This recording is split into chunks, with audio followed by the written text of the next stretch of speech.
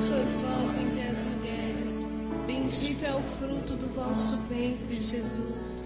Santa Maria, Mãe de Deus, rogai por nós, pecadores, agora e na hora de nossa morte. Amém. Rogai por nós, Santa Mãe de Deus, Para que sejamos dignos das promessas de Cristo.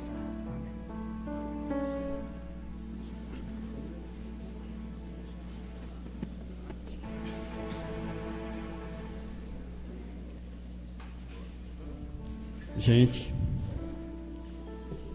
se eu chorar, vocês não ligam não, as lágrimas já estão descendo, sabe por quê? Que a maior maravilha que tem é eu hoje poder dizer para essa mãe querida que está presente aqui em nosso meio: eis aqui o escravo do Senhor. Eu me chamo Albertov, né? Mas só que todo mundo me conhece mais por Alberto, escravo de Maria, hoje consagrado, Alberto Maria. Mas só que durante um tempo da minha vida, se eu entrasse aqui nesse encontro, eu ia chamar todo mundo de herege. Se eu entrasse aqui dentro e olhasse para quem tivesse com essas correntes no braço, eu ia falar: tira essas correntes de Satanás. Mas só que hoje eu tenho uma aqui, ó. A corrente de escravo da Santíssima Virgem Maria, de escravo de Jesus por Maria. Me sinto feliz, me sinto honrado de hoje servir a tão nobre rainha. Me sinto feliz, me sinto honrado de hoje poder estar aqui pregando para vocês, mas não como um pregador qualquer, e sim como um escravo da Santíssima Virgem Maria. Eu nasci em lar católico. Fui batizado, meus pais ainda eram católicos quando eu nasci. Só que 2 anos depois do meu nascimento, meus pais se tornaram protestantes. Hoje eu estou com 42 anos.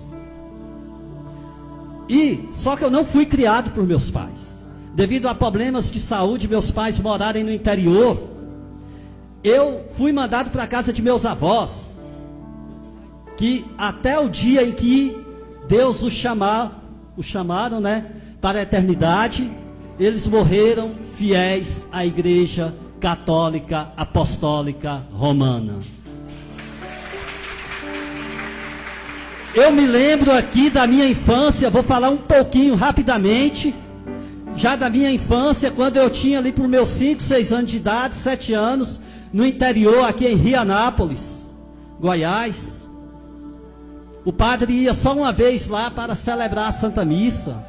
Mas meus avós cuidaram de me educar dentro da Igreja Católica, me colocaram para fazer a primeira Eucaristia. Eu me lembro da minha avó no pé do rádio, sintonizado na Rádio Aparecida, naquela época em que a Rádio Aparecida ainda era uma rádio que passava os programas que até hoje eu me lembro: a consagração a Nossa Senhora todos os dias 3 horas, a oração do Ângelus, até com um padre que hoje eu já o considero um santo, o padre Vitor Coelho de Almeida. Acho que o Anderson já ouviu falar dele. Então eu me lembro dele ali falando. Eu ia para a missa, mas só que no ano de 1992 eu me mudei aqui para o setor Pessum, Ceilândia. Me aproximei de meus pais, e eu falo isso aos jovens que estão aqui. Passo isso para todos vocês jovens, e para vocês passarem para quem vocês conversar. Quando eu cheguei na minha adolescência, ao lado dos meus pais, eu joguei fora tudo aquilo que meus avós me ensinaram. Cheguei até a ser crismado. Joguei tudo fora. Eu ia para a igreja, ia lá para o fundo da igreja para namorar, para conversar. Aí foi acontecendo aquele esfriamento. Eu ia para a casa dos meus pais. E nisso, eu dentro de mim, achava que eu acreditava em alguma coisa da igreja, já não acreditava mais. Se falasse de Nossa Senhora para mim, eu achava que era uma mulher qualquer. Então, com o passar do tempo, nos meus 16, 17 anos, abandonei de vez a Igreja Católica e me tornei protestante. para a alegria do meu pai, da minha mãe, dos meus irmãos, para a tristeza dos meus avós e para a tristeza de Nossa Senhora. Porque quem acha que o coração de Jesus, que o coração de Maria não chora de dor quando um ou uma das suas ovelhas deixa o rebanho da Igreja Católica, vai ver o que aconteceu comigo na hora que eu chegar mais à frente no meu testemunho. Deixei ali, passei a ser protestante, fiquei 6 anos na Igreja Batista Renovada, Igreja Pentecostal. Aí saí, fui para o mundão, porque o protestantismo é um vazio, o protestantismo não enche ninguém, porque ali falta aquele que enche. Jesus Cristo, vivo, presente na Eucaristia.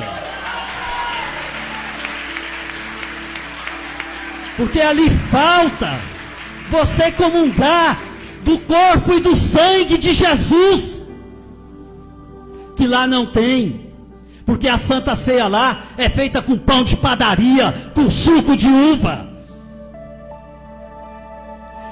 E quando a gente vai estudar para ser pastor, nós somos doutrinados a dizer: nós não acreditamos no milagre da transubstanciação, aqui é apenas uma representação. Se é representação, então é teatro? Jesus mandou fazer teatro? Não. Quando Jesus instituiu a Eucaristia, Jesus falou o quê? Isto é o meu corpo e o meu sangue. Fazei isto em memória de mim. Jesus não mandou representar, não. Jesus não disse lá para os discípulos: olha, Pedro, João, Tiago, vocês todos vão, só representa, tá?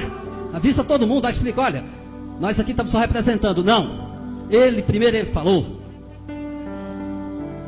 Eu admiro o Anderson gravar versículo bíblico, mas eu não gravo. Gravo as passagens, é até engraçado. Eu gravo as passagens, mas os versículos não. Tem passagens lá em que Jesus Cristo disse que ele daria da carne dele, do sangue dele, para comer e para beber. Deixou todo mundo escandalizado. E ali na Eucaristia, ao consagrar o pão e o vinho, quais as palavras que ele usou quando ele pegou o pão e partiu? Isto é o meu corpo, tomai e comei. Depois ele fala: fazei isto em memória de mim. Fazei, não representai. E ele não falou: este pão representa o meu corpo. Da mesma forma com o vinho: este é o meu sangue, tomai e bebei. Ele não falou: este cálice de vinho representa o meu sangue. Fazer isto em memória de mim. Ele não falou: representar isto em memória de mim. Então, dentro do protestantismo você fica vazio, porque você não tem o alimento da alma, você não alimenta a sua alma. E o que acontece? Ela vai definhando, ela vai se acabando. Aí você começa a se encher de toda podridão. E foi o que aconteceu comigo em 4 anos da minha vida. Ainda tentei voltar para o catolicismo, já não consegui mais. Cheguei a experimentar maconha, cocaína. Mas só.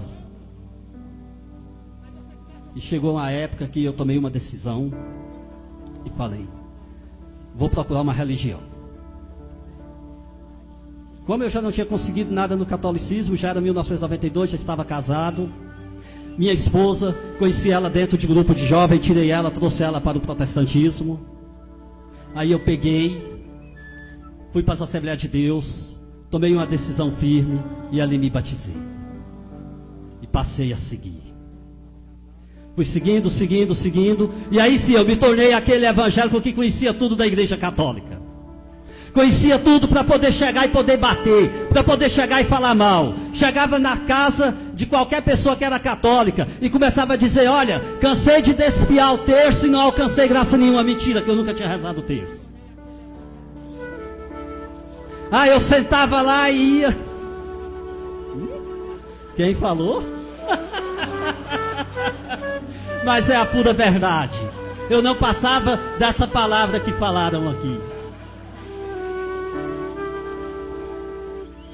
Chegava e dizia que eu ia para a missa, que cansava de ouvir o padre falar abobrinha, falava que o padre estava lá na frente, ali pregando, falando, mas só que o padre tinha mulher por trás, e tudo que eu podia arrumar de difamação eu arrumava.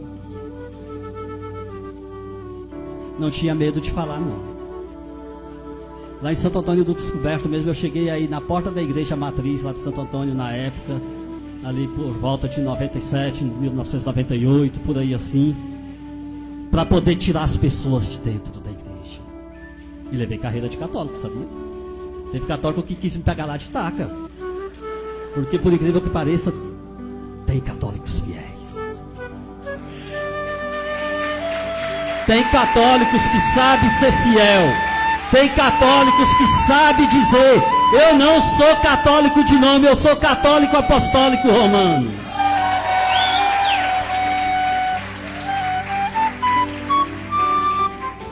Quantas vezes eu fui ali na frente daquela igreja? Quantas vezes eu entrava dentro das casas, e eu até ontem comentava aqui com algumas pessoas. Fiquei aqui ontem, aqui, caladinho, tranquilo. Notei que ontem o Pablo não quis nem dizer que eu estava aqui. Fiz uma surpresinha, né? Então, o que acontecia? Eu chegava numa pessoa que era católico, e quando eu conseguia levar ela para a igreja protestante, eu falava: olha, agora me pega todas as suas imagens, terço, livro de oração, tudo, leva lá para a igreja na hora que você for. Quando ele ia lá para aceitar a Jesus, eu já estava com a bacia lá cheia de álcool. Agora coloca todo o livro, o texto, coloca tudo aqui dentro que vamos pôr fogo. Queimava tudo, e pegava as imagens, quebrava tudinho no chão lá na frente e falava: olha aí, ó, a idolatria sendo queimada, é isso que nós temos que fazer. Muitas vezes fiz isso. Mas só que teve um livro que eu não consegui quebrar, nem queimar. Teve uma vez que uma mulher chegou para mim, lá na porta da minha casa, um livrinho azul pequenininho, e ela estava toda cheia de dúvida. Ela veio para mim com esse livro, Tratado da Verdadeira Devoção da Santíssima Virgem Maria.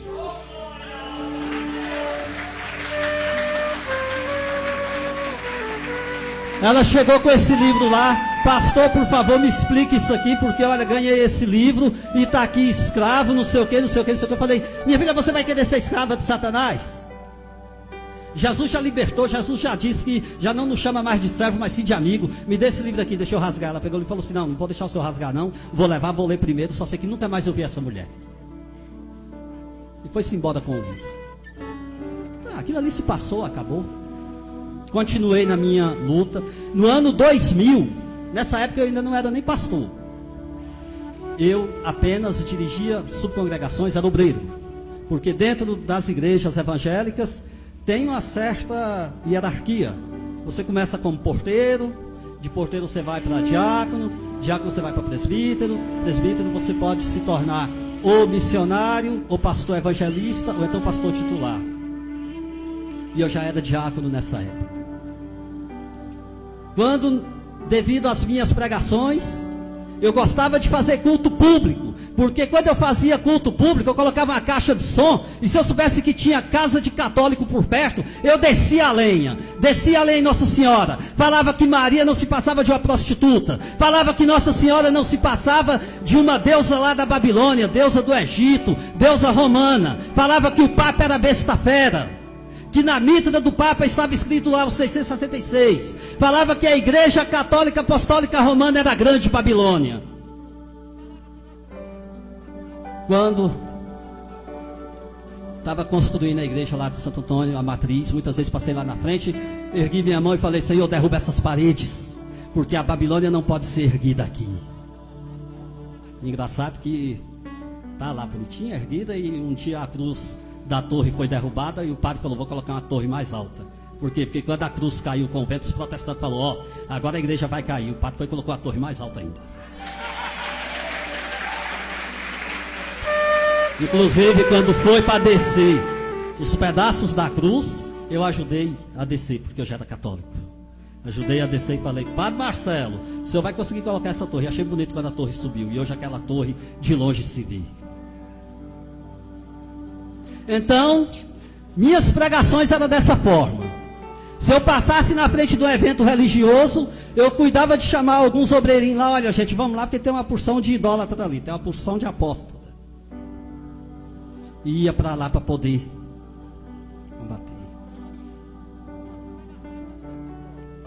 Gente, tudo isso que eu fiz, chegou o momento que eu vou te falar. Vocês já viram quando uma mula empaca? O camarada chega e dá-lhe uma chapuletada, ela murcha a orelha. Rapaz, aconteceu isso comigo. No dia 12 de outubro do ano 2000, eu fui consagrado pastor. Até hoje eu me lembro que naquele dia, ali, naquele púlpito, quando eu era consagrado por um grupo de vários pastores, numa igreja que está bem aqui na Hélio Prates, aqui ao lado da Sagrada Família, Assembleia de Deus de Taguatinga, eu não tenho medo de falar o nome. Não tenho medo, porque o caso é o seguinte, eu já apanhei na rua, mas só que eu apanhei pela honra e pela glória do nosso Senhor Jesus Cristo e para o engrandecimento de Nossa Senhora. Não tenho medo de falar. Foi aqui na Assembleia de Deus de Taguatinga hoje, desse deputado aí, Ronaldo Fonseca. Fui consagrado pela mão dele. Naquele dia peguei o microfone e falei: em nome de Jesus, eu vou lutar para que o Brasil se liberte do demônio do Aparecida.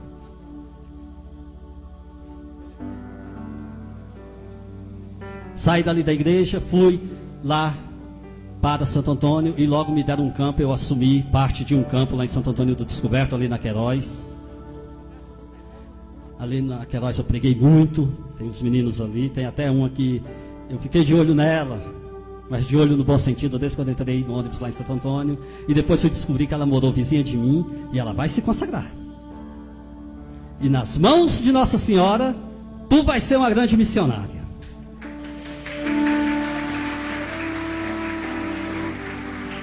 Então, o que aconteceu? Ali pregando tudo, fui crescendo, me deram o campo, me tornei pastor titular.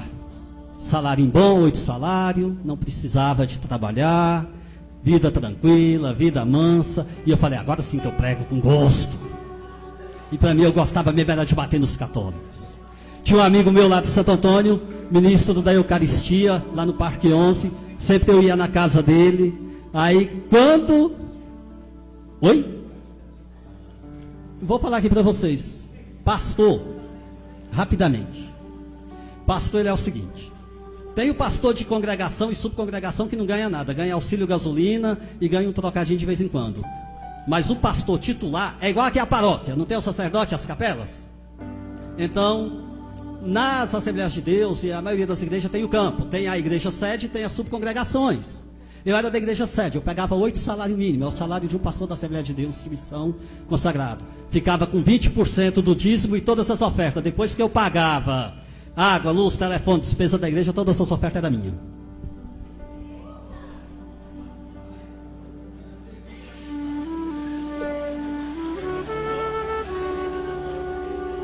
Pagava tudo ali e 20% do dízimo ficava comigo, mandava o dízimo aqui para a sede. E depois eles mandavam 40% de volta para que eu pudesse investir na igreja. Mas desses 40% aí sempre a gente tirava alguma coisinha para a gente.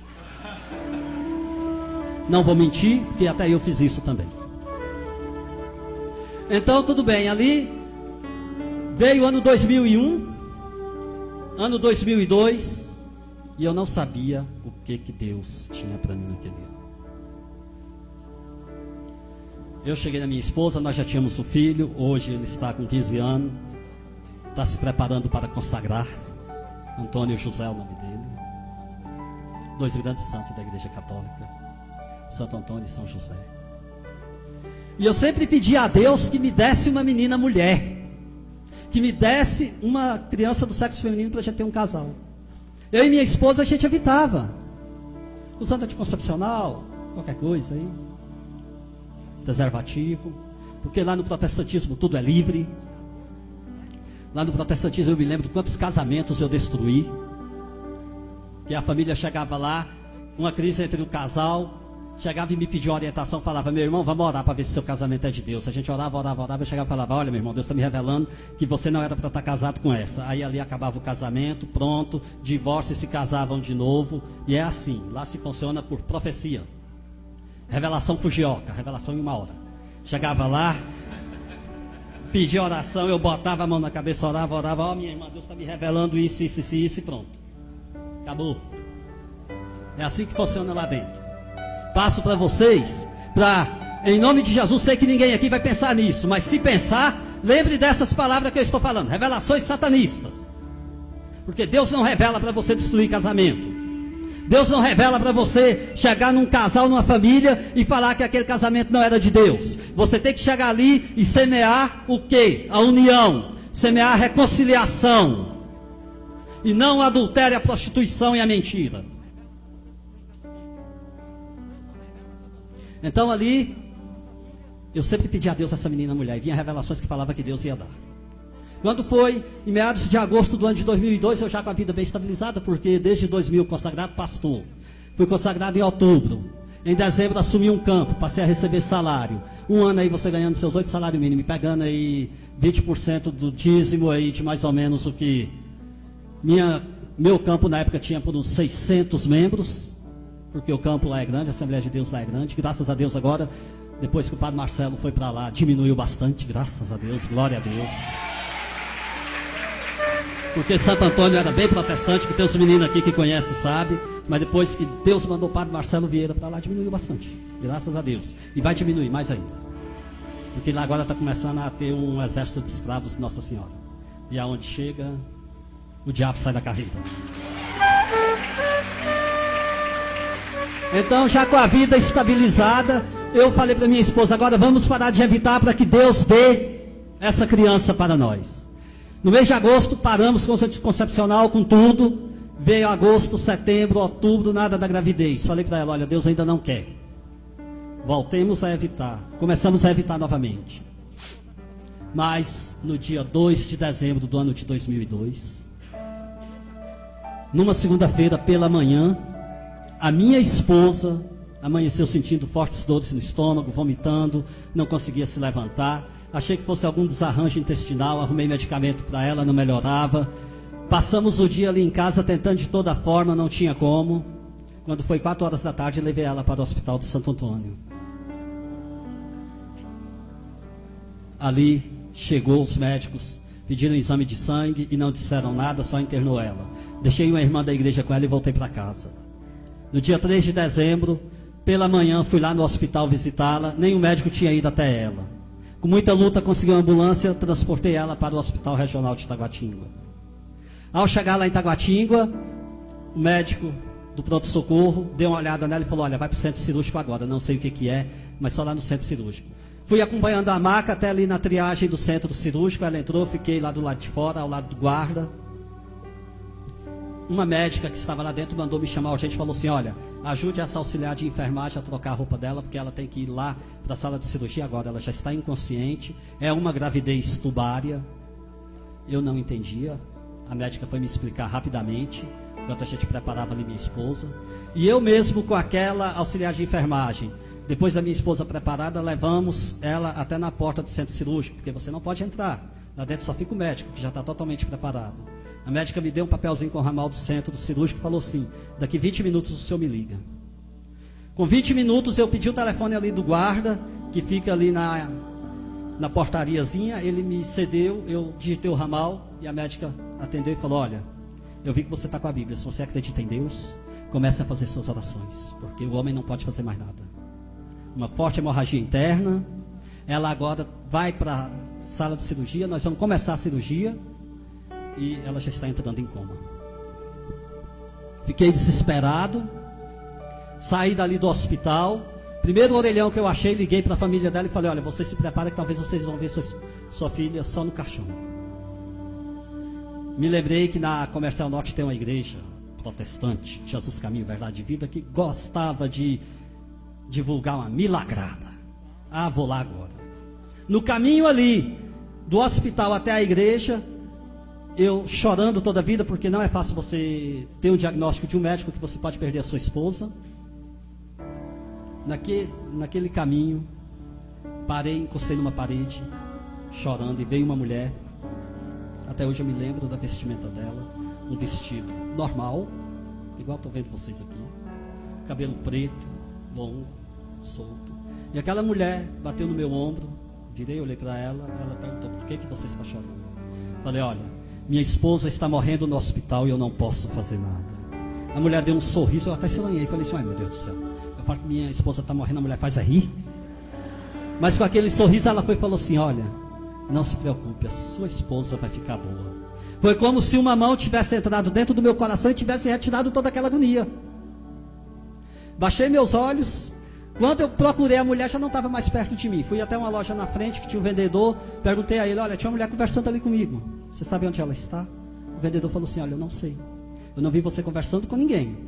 Eu saí dali, esqueci de ir para a igreja. Fui para a casa de parentes meus, dormi. 5 horas da tarde voltei no hospital. E tive a notícia de que durante a cirurgia ela tinha reagido ao coma. Estava na sala de recuperação. Tanto que o médico falou assim: olha, só pode ter acontecido um milagre.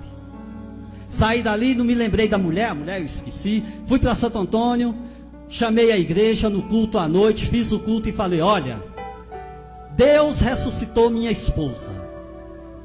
Quando voltei no hospital no outro dia para visitar, aí veio o diagnóstico mais triste.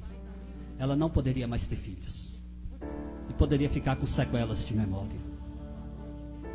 Que ela tinha ficado da segunda-feira, 8 da manhã, até a terça-feira, por volta de 2 horas da tarde, quando os médicos estancaram a hemorragia com o sangue preso por dentro. Tinha comprometido trompa, tinha comprometido ovário, tinha comprometido útero. Praticamente não poderia. Uma tentativa de gravidez seria morte para ela e para a criança.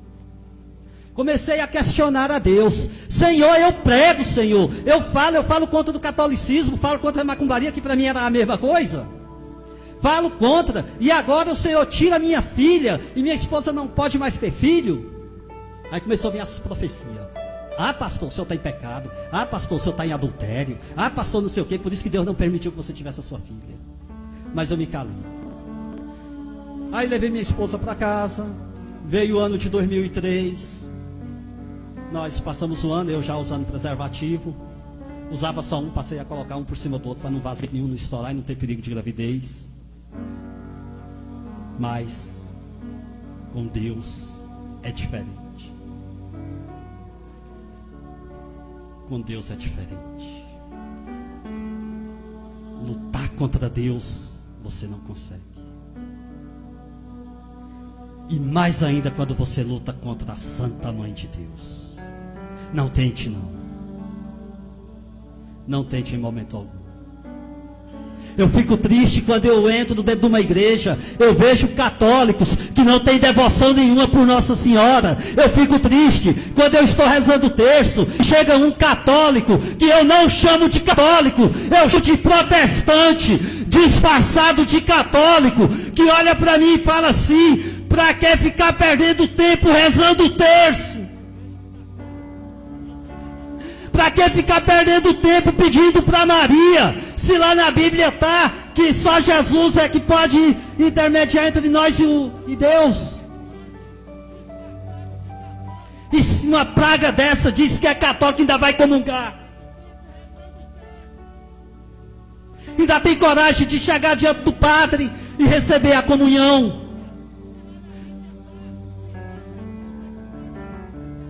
Não é católico coisa nenhuma. É Satanás disfarçado de católico dentro da igreja católica. Como eu dei a esse papel na minha adolescência e no início da minha juventude. Tudo bem. Aquele ano de 2003 passou, eu esperando a cirurgia. Veio 2004, fui transferido para Alexânia. Aí sim. Aí eu vi a cobra fumar. Digo mesmo.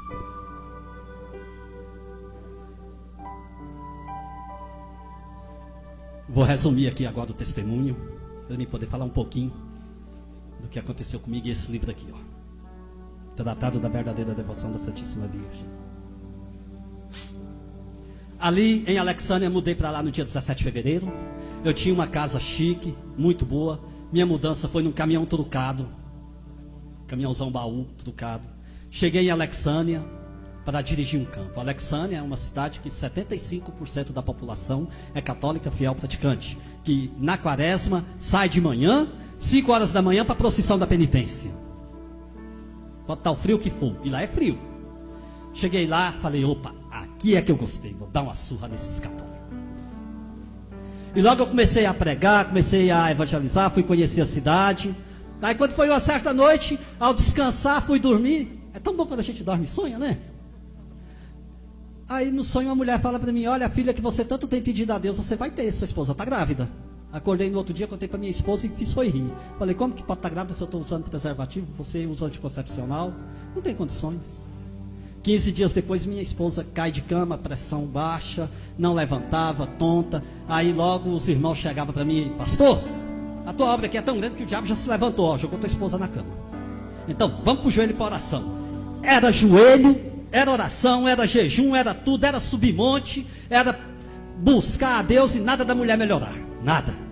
Quando foi um dia lá dentro de casa, eu preparando a palavra para me pregar à noite, aí me veio, folheando a Bíblia, me veio lá em Mateus.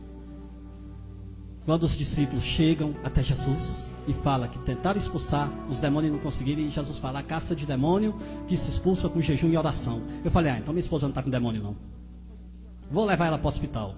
Levei, quando cheguei lá no hospital, o médico pegou e falou assim, olha, sua esposa pode ser gravidez. Falei, doutor, não tem como. Usa o preservativo, ela usa anticoncepcional e já teci o rosário lá para o doutor. Não teria como. Mas só que ele pediu todos os exames para ver por onde começaria o tratamento e no meio ele colocou o teste de gravidez. Eu falei, pode fazer, mas não vai dar gravidez. Levei ela lá no laboratório no outro dia, colhei o material, uma semana depois fui pegar o envelope com o exame. No caminho para casa, abri o envelope, quando eu olhei o teste de gravidez positivo. Na mesma hora veio no meu rosto. Veio na minha mente, quer dizer, o rosto daquela mulher que falou comigo em Taguatinga e da mulher do sonho. Eu pensei, não é possível, a Maria dos Católicos não pode aparecer porque ela está morta, aguardando o julgamento. Já fiquei agoniado e nervoso. Quando cheguei lá dentro de casa, tinha uma pastora lá que era a primeira que falava que era bruxaria que tinha na minha esposa. Cheguei, a pastora olhou para mim e falou, você está nervoso, pastor? Eu falei, olha, minha esposa está grávida, o teste deu positivo. Ela se levantou, olhou para mim assim e falou, olha, esta criança vai ser uma maldição na vida de vocês. E saiu, fiquei paralisado no meio da sala. Nessa hora, quando eu olhei para a porta do quarto, minha esposa se levantou da cama, chegou até mim e falou, Alberto, escutei muito bem o que esta mulher disse. Olha, a partir de hoje eu saio desta igreja. Porque ela colocou a mão no ventre e falou, olha, a vida que eu carrego no meu ventre foi Deus quem deu. Deus dá a vida e não dá a maldição. Quem dá a maldição é o diabo e o diabo não dá a vida. E ela saiu da igreja. Pronto, pirei de vez. Falei, agora além dessa Maria dos Católicos, agora minha mulher desviada, meu Deus do céu, o que vai acontecer? Pastor com mulher desviada, que vergonha. Fiquei mais furioso ainda e dobrei meu joelho na oração. E logo veio o diagnóstico que minha esposa poderia perder a criança. Os médicos, ao ver o laudo da cirurgia dela, ver tudo, já queriam que eu assinasse para que ela fizesse um aborto, porque nessa situação a lei e a justiça permite, infelizmente, o aborto. Mas eu sempre falava, não vai fazer, não vai. E eu peguei e comecei a ficar mais furioso ainda, porque aquela mulher não saía da minha mente. Pedi a Deus, Senhor, tira esse Satanás da minha mente, mas não tirava. Era essas mesmas palavras que eu usava na minha oração. Isso foi em meados de março, veio abril, maio. 2 vezes por semana eu tinha que trazer ela para o HRT, ela tinha que tomar medicamento para tentar segurar a criança, porque era tendo dor, era tendo contração. Aí veio mês de junho. Em Alexânia, próximo ali, tem o povoado por nome Olhos d'Água, que o padroeiro é Santo Antônio de Pádua. E tem a festa. E eu tive uma ideia. Vou evangelizar lá naquela festa. Primeiro eu comprei uma briga muito bonita com o padre da cidade. O padre veio mesmo virado na fera para cima de mim. Por quê? Porque eu falei que eu ia pegar um trio elétrico nos 3 últimos dias da festa, que nesse ano caía num sábado e no domingo. Tinha sexta-feira, eu ia para lá também, para poder fazer culto público, ali ao lado da festa. Peguei e falei para aquele padre, olha, só vou respeitar a missa, porque a Constituição dá o direito a vocês, porque senão eu posso ser preso. Mas depois da missa eu vou pôr meu trio elétrico lá e vou fazer os cultos. Contratei caminhão trio elétrico, fui atrás de pregadores, fui atrás de cantores evangélicos, peguei a igreja, dobrei na vigília e falei, olha, vocês se preparem que hoje nós vamos enfrentar o exército de Satanás. contratei o ônibus, tudo, e no dia 10 de junho, o último culto que eu tive com a igreja, eu cheguei, falei, olha, vão para casa, porque amanhã começa a nossa batalha. A igreja lá é numa esquina, a igreja ficava numa parte do lote, minha casa no fundo. As janelas eram de vidro normal assim, não tinha veneziana, então a iluminação pública entrava um pouco para dentro do quarto. Minha esposa já não tinha mais ido para a igreja. E eu tinha feito um propósito com Deus, que eu queria minha esposa de volta na igreja, minha filha livre da maldição e minha filha viva. Ainda nem sabia se era mulher, porque não tinha feito ecografia, mas eu acreditava que era. E para isso é que eu estava fazendo esse trabalho, ia lá para frente lá da festa de Santo Antônio, para proferir heresias contra a igreja católica. Mas naquela noite, depois de terminar o culto, fechei a igreja. Quando entrei no meu quarto para dobrar os joelhos, para mim poder fazer minha oração da noite,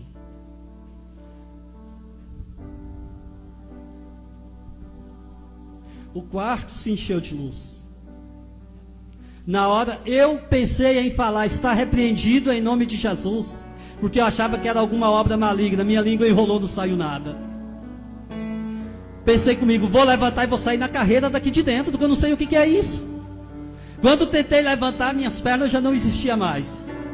Eu estava caído no chão, no meio daquela luz.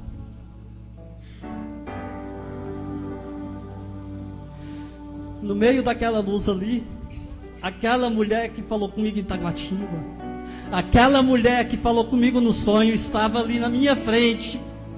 E ela vem e me pergunta: por que você tira as ovelhas do rebanho do meu filho? O coração de Jesus está transpassado de dor pelas suas atitudes. E ela completa: olha, a filha que você tanto tem pedido, eu tenho intercedido junto ao meu filho. Ela vai nascer com saúde.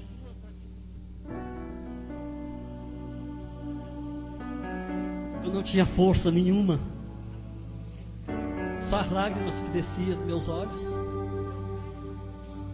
Vou falar para vocês, naquela hora passou dentro de mim, como se fosse um filme, todas as minhas atitudes quando eu estava lá na igreja católica, as minhas atitudes de duvidar, as minhas atitudes de não acreditar, as minhas atitudes de olhar para a Eucaristia e dizer: Jesus não está presente ali. Passou dentro de mim naquele momento como um filme. As minhas atitudes quando eu proferi heresias, quando eu falei contra a Santa Mãe de Jesus, quando eu cheguei até ali para dizer que era apenas uma imagem, que Maria estava morta, mas estava ali na minha frente. E olha, digo para vocês, quem brilha em Nossa Senhora não é ela, não, é Jesus Cristo. O amor que vem por Nossa Senhora é Jesus Cristo, porque ela é o sacrário vivo, porque foi ela quem gerou Jesus Cristo. Como que ela poderia ser desprezada? Como que o corpo dela poderia passar pela morte, a carne se perder na terra, sendo que a carne de Maria é a carne de Jesus Cristo? Porque não tem como uma mulher gerar um filho com o DNA de outra mulher. Vai gerar o filho com o seu código genético e do seu esposo. E ali Maria gerou Jesus Cristo, carne e sangue dela, mas a divindade.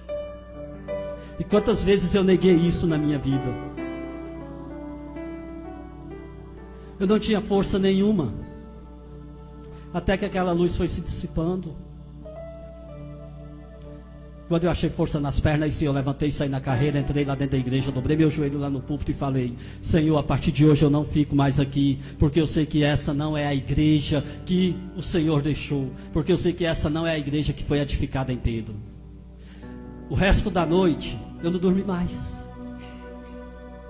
Eu ia para dentro do quarto, o quarto era pequeno, eu ia para a sala, era pequeno, eu ia para a cozinha, era pequeno. Eu acho que se eu entrasse no banheiro, eu ia me sentir num lugar mais pequeno ainda. Fui para o lado de fora, minha vontade era de gritar para o mundo. Entrei dentro da igreja para ver se eu ficava sentado no banco, não ficava.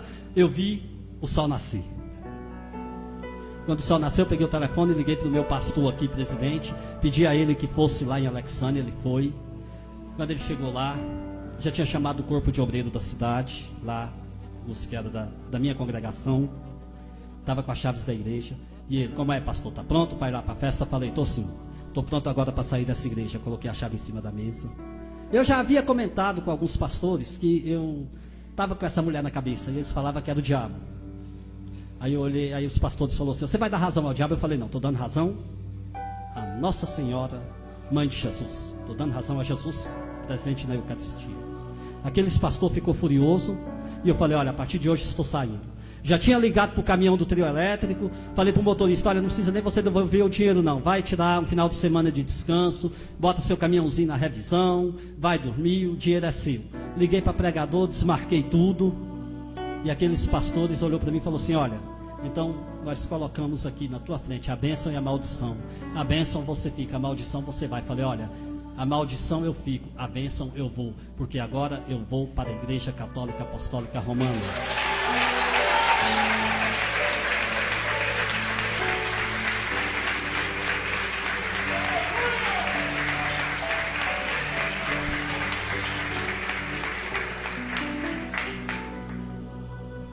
Aonde um dia meus pais me levaram, eu fui batizado, apesar de hoje eles serem protestantes. Aonde eu fiz a primeira Eucaristia, aonde eu fiz a crisma.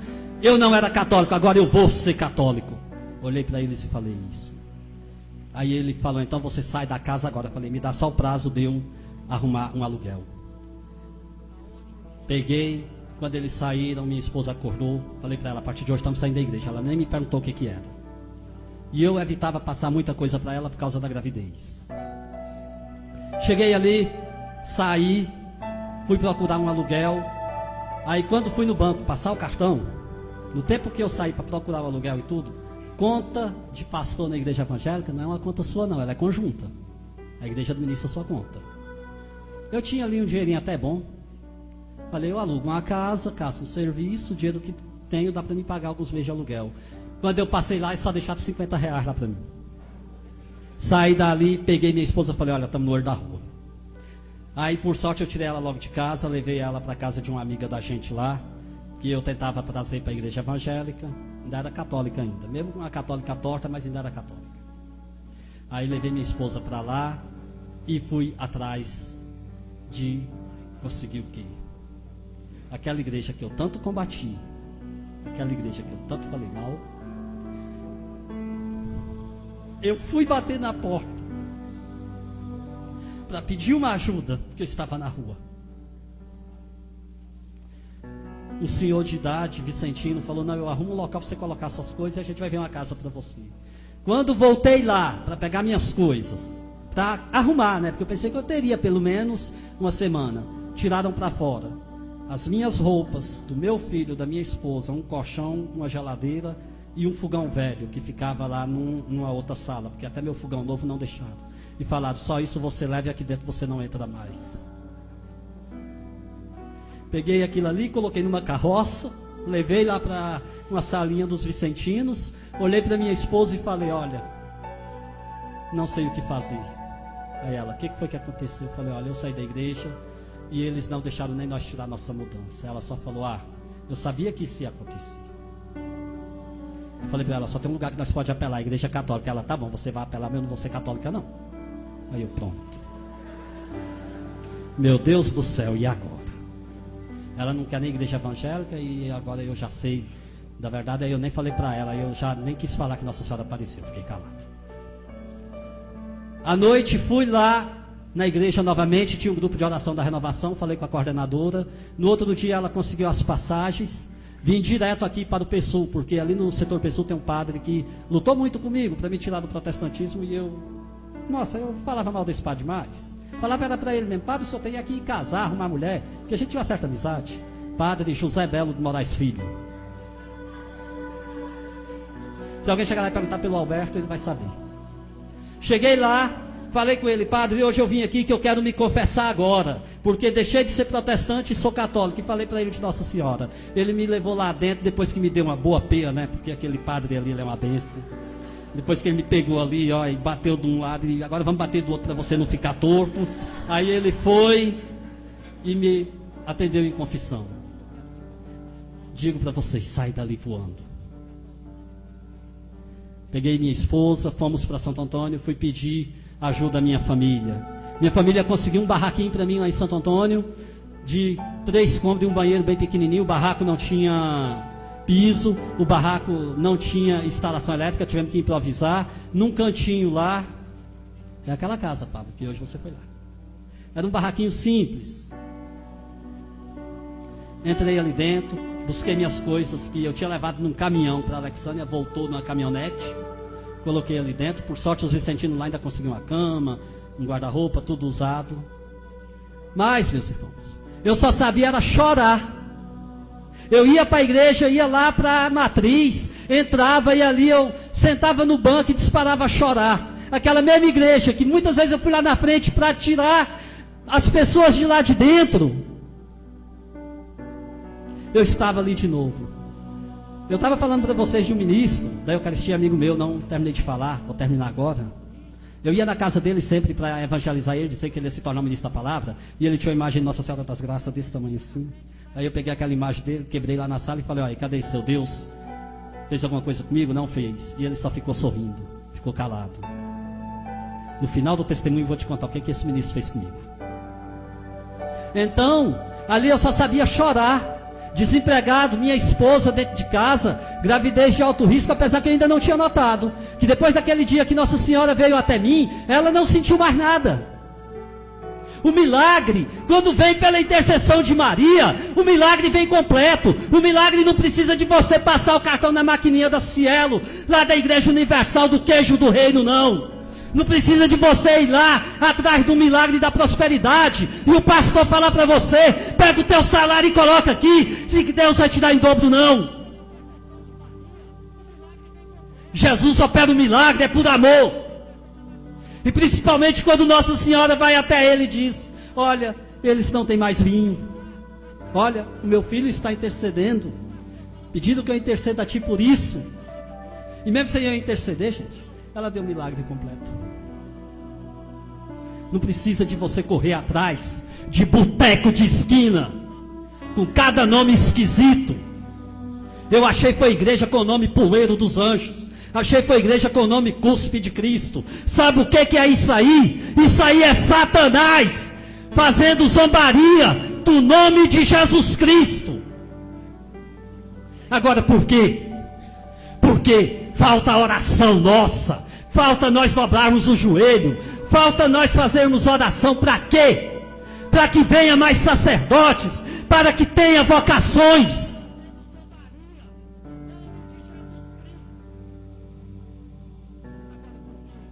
Será que estamos rezando o suficiente? Porque quando procuramos o padre não tem tempo, saímos de lá com raiva, mas ele não tem tempo por quê? Porque ele é só um. Porque se tivesse mais padres, teria tempo. O padre, ele quer atender sim, mas ele não dá conta, porque tem paróquia que até 100 mil habitantes por um sacerdote. Aí os protestantes vão lá e se abrem. Os protestantes vão lá e começam a colocar boteco em tudo quanto é canto. Porque aquilo ali não é igreja, seita, é boteco. Que comercializa a fé, que brinca com a fé do ser humano, que brinca com a fé do cristão. Ali em Santo Antônio eu passei por sufoco. Mas Deus levantou uma pessoa lá, que hoje é o padrinho da minha filha, que me ajudou. Miro Barbosa, tio Miro. Ele que me levou até um sacerdote, que me deu acompanhamento.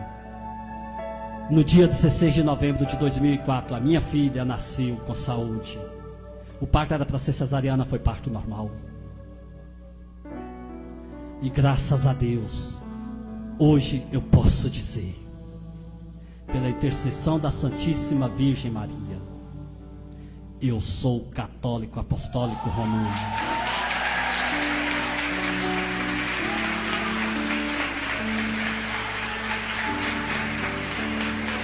para encerrar o testemunho, para encerrar esse momento, eu fui parar num lugar distante daqui, não sei quantos quilômetros. Quando eu era pastor, eu pregava, eu viajava de avião, viajava de ônibus de primeira classe, ônibus executivo. Ganhei uma passagem para ir para Jauru, no Mato Grosso, no cenáculo. Meu nome na lista constava na cadeira da frente do ônibus, aqueles ônibus panorâmicos. Eu, opa, vou apreciando a estrada. Mas aí o coordenador chegou e falou: não, sua cadeira é lá no canto do banheiro. Fui lá pro fundo. Nossa Senhora faz assim. Pega você, tira você do lado do trono e põe você aqui. Ó. Não, você vai começar daqui. Fui lá pro fundo. Ao lado do freezer lá do ônibus, cheio de água mineral, o banheiro aqui do lado. No caminho todo mundo me pedia água mineral. Ó, tem gente aqui que foi comigo. Olha aqui, ó. Tem dois aqui que está de prova, o Fred e a menina aqui. Todo mundo me pedia água mineral. O coordenador da viagem falava: põe um CDzinho aí para nós ouvir música, põe um DVD. A minha viagem foi toda assim. E eu pensei comigo: meu Deus do céu, aonde é que eu estou? Eu virei o quê? Virei comissário de ônibus? Mas tá bom. Quando eu cheguei ali naquela cidade, eu fui ter experiência com Nossa Senhora que nunca tive. Cheguei lá, vi uns irmãozinhos lá com as correntes aqui. Aí eu olhei para aqui e falei: meu Deus do céu, agora pronto, agora eu terminei de vir. O pessoal anda acorrentado.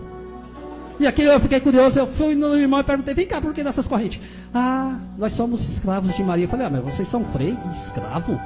É porque nós somos da fraternidade Arca de Maria. Eu, Arca de Maria? Pronto. Mas aquilo ali eu fiquei curioso, comecei a andar atrás daqueles freios. Falei: vocês vão ter que me explicar isso aí tudo.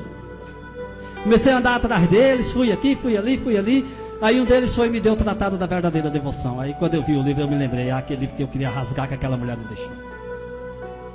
Vou ver o que tem nesse livro. Na viagem de volta li metade do livro. Cheguei em casa, não contente, voltei no início, comecei a ler pormenorizadamente e sofrendo perseguição. Levei surra na rua lá em Santo Antônio do Descoberto de protestante. Protestante quebrava vidro da minha casa. Uma pena que não dá para mim contar tudo porque já está na hora do almoço.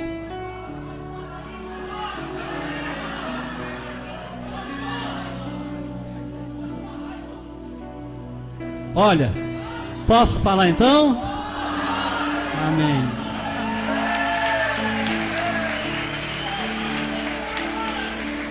Pastor ia na porta da minha casa me ameaçar. Amém. Pastor ia na porta da minha casa me ameaçar. Pastor falava que ia me pegar na rua e me bater. E eu sempre falava: eu sempre não tenho coragem. Quando foi um dia, chegando do serviço, fui entocaiado lá no centro da cidade. Só sei que foi parar pastor comigo, com alguns amigos meus que me defenderam. Fomos tudo para a delegacia. E chegou lá, o delegado perguntou o que era. Eu fui falar que apanhei porque voltei para a igreja católica. O delegado deu um sermão em todo mundo e mandou embora. Mas continuavam. Até que quando foi, no ano de 2000, a coisa pegou. No meu celular eu recebi a ameaça de morte. Não sabia quem era. Aí quando foi uma certa noite, jogaram uma pedra no vidro do quarto do meu menino, que quase atingiu o meu menino. Eu peguei e falei: não, agora a coisa complicou, tenho que sair daqui. Tenho que sair, tenho que ir embora. Me lembrei de um padre, Padre Rodrigo Maria, que eu já conhecia. Eu tinha conversado com ele. Padre, pelo amor de Deus, me ajuda, porque está acontecendo isso aqui comigo. Tem como me receber aí na arca? Ele: pode vir agora, meu filho.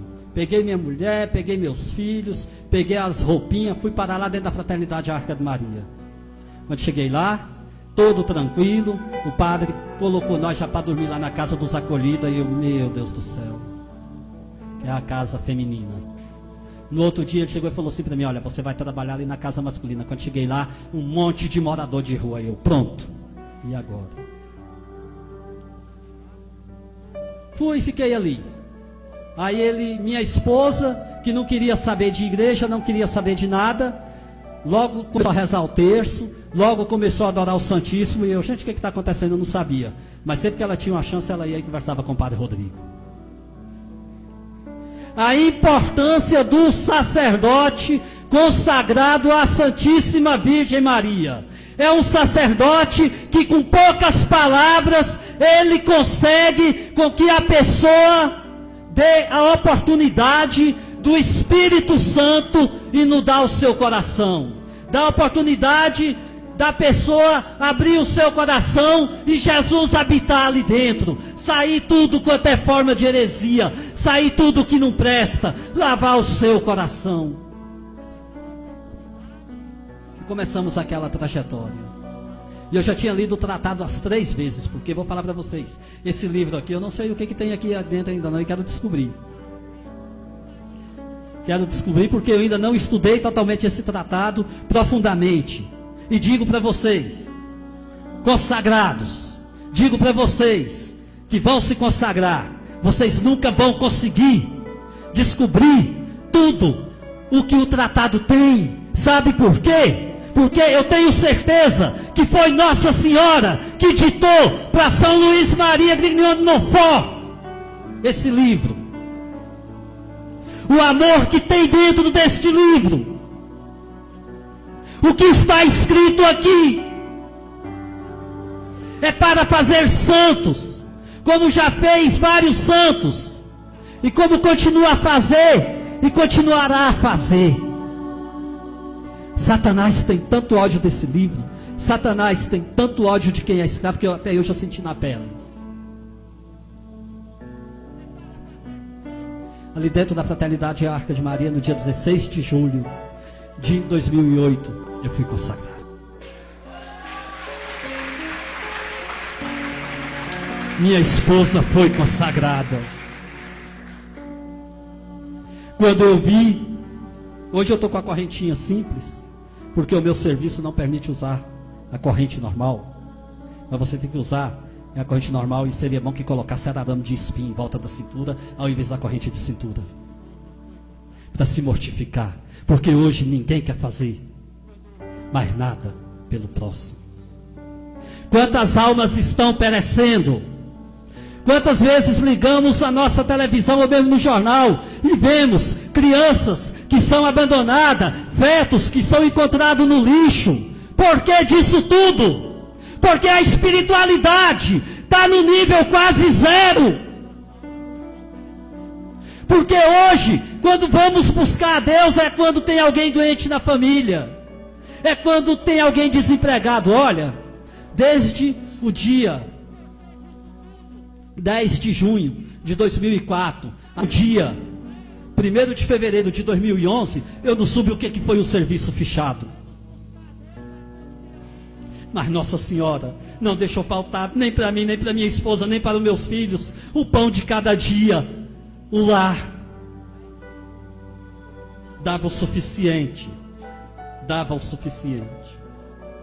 Porque se desse mais, tenho certeza que eu sairia do caminho. Mas quando Deus vem e te aperta um pouquinho, porque Deus prova. Ai meu Deus, eu não estou suportando.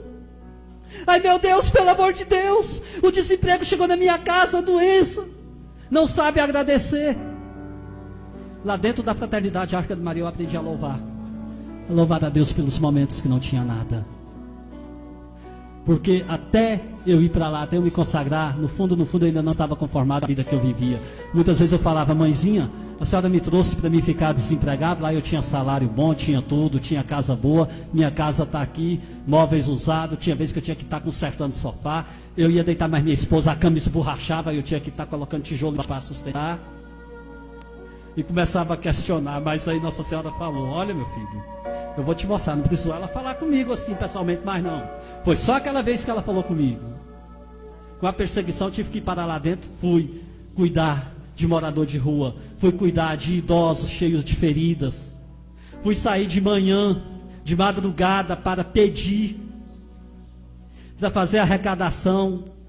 Saía às 11 horas da noite, numa Kombi velha e numa ambulância, para ir aos moradores de rua, sentar lá com eles lá, sentar ali no chão, ao lado do morador de rua, cantar, louvar, e até mesmo dormir com alguns, porque isso é a Fraternidade Arca de Maria. Para quê? Para olhar no meu próximo, Jesus Cristo. Para ver o que Ele estava me guardando. Fiquei só um ano lá. Saí. mas eu trago dentro de mim todo esse carisma. Hoje eu trago dentro de mim uma vida diferente. Eu digo para vocês, hoje eu não sei dormir sem antes rezar o meu terço. Hoje eu não sei levantar e sair para o serviço sem antes pegar a liturgia das horas e rezar laudes. Eu não sei chegar na minha casa e não dobrar meus joelhos e rezar as completas. Eu não sei mais dormir sem estar segurando o meu crucifixo.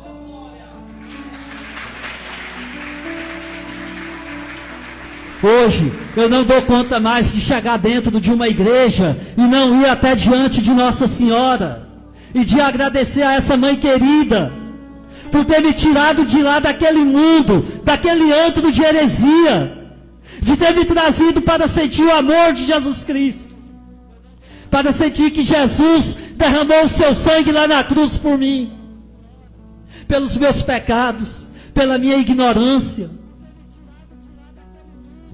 Daí, quando eu voltei para a Igreja Católica, eu comecei a devorar tudo quanto foi livro sobre a doutrina da Igreja Católica, documentos da Igreja, e eu fui descobrindo a riqueza que essa igreja tem. E essa riqueza muitas vezes fica abandonada nas livrarias. Essa riqueza muitas vezes fica jogada. Por quê? Essa igreja é rica. Essa igreja é rica em doutrina. Essa igreja é rica em documentos. Vocês não precisam procurar igrejas fora, não precisam buscar rebanhos fora, porque tudo o que precisamos já temos aqui. E até hoje eu reflito nas minhas atitudes. Até hoje eu olho para dentro de mim. Graças a Deus, hoje eu vejo minha esposa, vejo minha filha que está com 7 anos, andar com o vestido longo, a saia longa, mesmo algumas pessoas fazendo gozação, colocar o véu na hora da Sagrada Comunhão. Minha esposa hoje toma a Sagrada Comunhão de joelho e na boca, que é a maneira correta. Hoje eu agradeço a Deus por estar vivendo desta forma. Comecei a trabalhar agora em fevereiro de 2011, de carteira assinada, sou porteiro de um edifício. Quando cheguei lá, rezando o meu terço, a síndica mandou eu parar de rezar o terço. Tudo bem, parei com o terço, mas hoje eu pego um papelzinho, coloco lá e coloco um monte de palitinho. Cada Pai Nosso, uma Ave Maria, vou riscando aqui, continuo rezando o meu terço. Mas eu não paro de rezar o meu terço. E eu digo a todos vocês aqui, não deixem, gente. Não deixem de rezar o rosário. Não deixem de rezar o terço. Reze pelo sacerdote. Reze para que a igreja tenha vocações, para que a igreja possa crescer e a gente possa fechar muitos botecos desses aí, com a intercessão de Nossa Senhora e com a graça de nosso Senhor Jesus Cristo.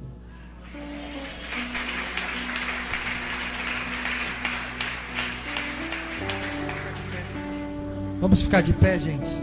Nós começamos orando pelo Alberto. E eu queria que nós rezássemos nessa Ave Maria por sua vida, por seu ministério, por sua esposa, por sua família. Muitas perseguições e provações que esse homem tem sofrido desde que voltou para a Santa Igreja.